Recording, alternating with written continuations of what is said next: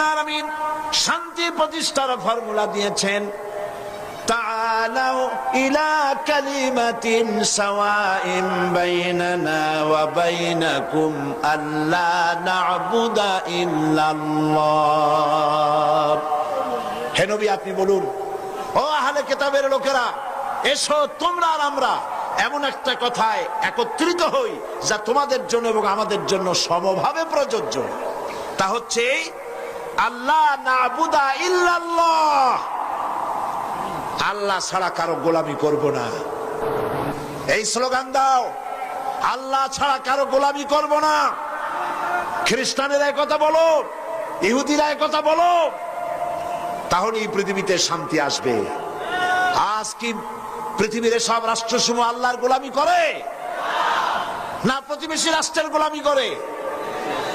আল্লাহরে ভয় পায় বেশি না প্রতিবেশীর ভয় পায় বেশি? প্রতিবেশী ভারতের ভয় অস্থির। এক এক দেশ